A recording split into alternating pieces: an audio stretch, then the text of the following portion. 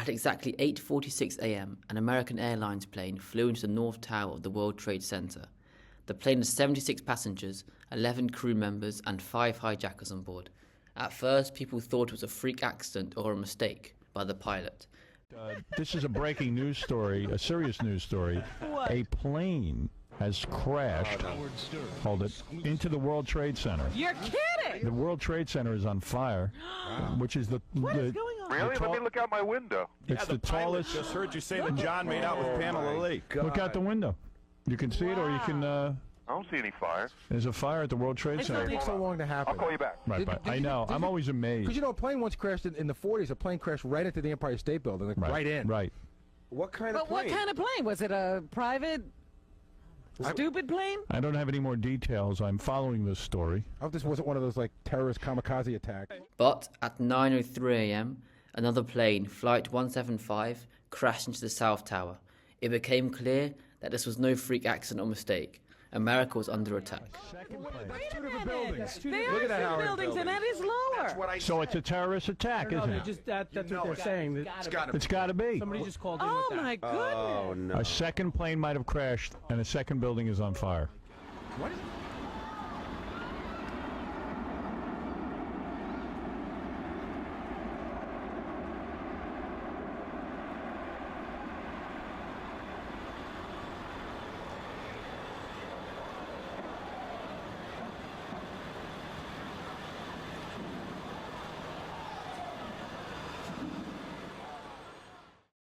So, in a time of crisis, we look to our leaders for guidance and support. But the question was, where was Bush? Where was he?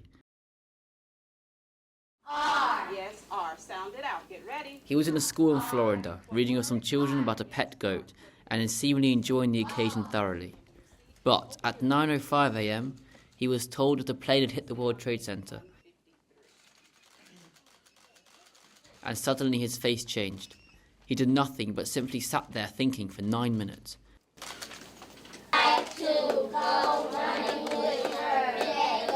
Go on. This reaction has had its critics, saying that this illustrates weakness. However, others have supported the decision, saying that an abrupt reaction might have created unnecessary panic. At 9:14 a.m., George Bush was taken to an adjacent classroom where he spoke to the director of the FBI, VP Dick Cheney, Condoleezza Rice, and the New York Governor Pataki. And at 9:29 a.m., he made his first public statement about the attack at the school and said that he planned to return to Washington. Today we've had a national tragedy.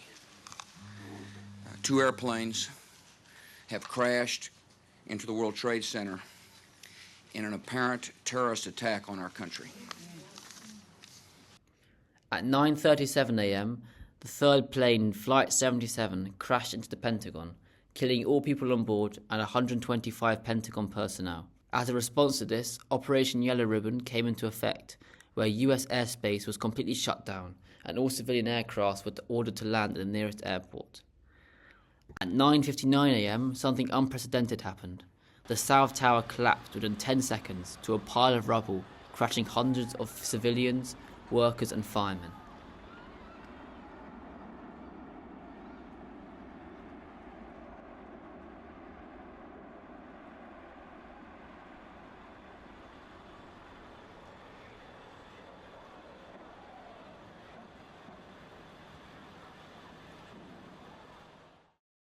At 10:02 a.m., the fourth plane, Flight 93, most likely headed for the White House or the US Capitol, crashed into a field in Shanksville, Pennsylvania, due to the passengers fighting back against the hijackers. Within the next hour, the North Tower of the World Trade Center had collapsed, and Donald Rumsfeld ordered the US military to move to DEFCON 3. Later that evening, President Bush addressed the nation saying, Our very freedom came under attack in a series of deliberate and deadly terrorist acts. The victims were in airplanes or in their offices, secretaries, businessmen and women, military and federal workers, moms and dads, friends and neighbors. It truly was a dark day in US history, a day that would have major consequences even in today's society. 9/11 had started a new era.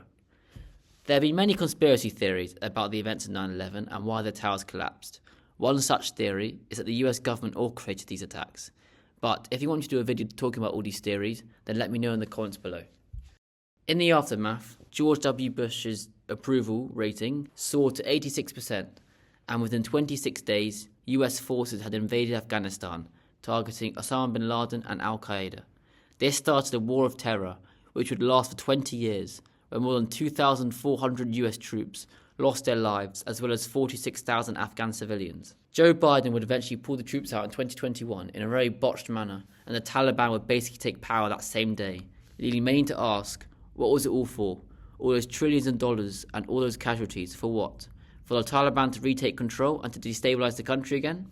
But George W. Bush was not satisfied with the invasion of one country, so he chose to invade Iraq in 2003, claiming that Saddam Hussein was developing weapons of mass destruction on very problematic evidence. Britain and Tony Blair would support this decision, and both the US and British troops went into Iraq to find these weapons.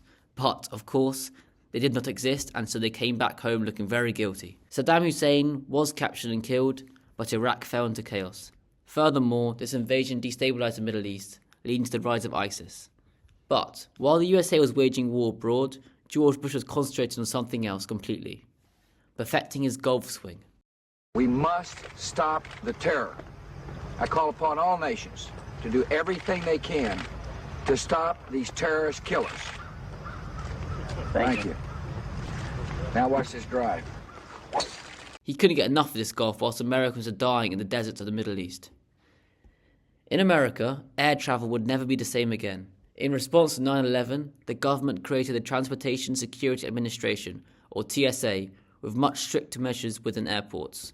Full body scanners replaced with simple metal scanners, liquids above 100 millilitres, banned. Shoes off at security because of one man, Richard Reed, tried to bring a shoe bomb onto the plane, but ultimately failed.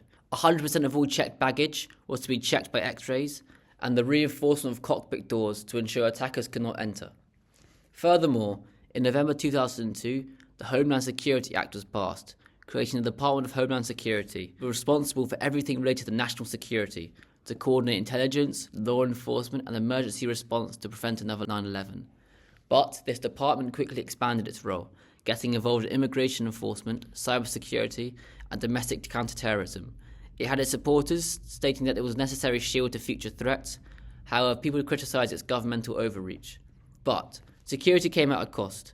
Just a few weeks after 9/11, Congress passed the Patriot Act, which granted law enforcement agencies more power to prevent terrorist attacks, and it also gave them access to read your emails, track your phone calls, and even check your browser history. Yes, even that browser history. Signed into law just 45 days after 9/11, the Patriot Act was supposed to be a temporary emergency measure, a way to stop terrorists before they struck again. Here's what it actually did: allow the government to spy on your phone calls, emails, and bank transactions. Let the FBI issue national security letters, basically secret subpoenas where they could demand your data without a warrant. Give the NSA free rein to collect bulk phone records, even if you weren't suspected of anything. Allow sneak and peek searches, where the FBI could enter your home, search your belongings, and leave without telling you. Yes, that last one is completely true. Then, in 2013, Edward Snowden leaked classified NSA documents, revealing that the government had used the Patriot Act to spy on millions of innocent Americans. Snowden called it the largest surveillance program in human history. The government called him a traitor.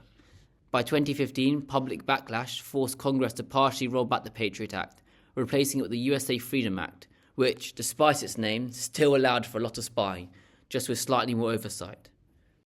So, 9/11 changed the world.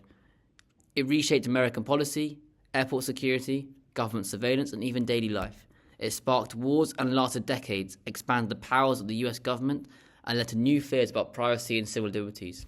Some say these measures kept America safe. Others argue they did more harm than good.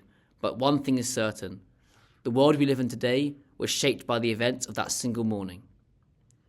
Don't forget to like and subscribe, and comment what videos you want me to do next. Thanks for watching.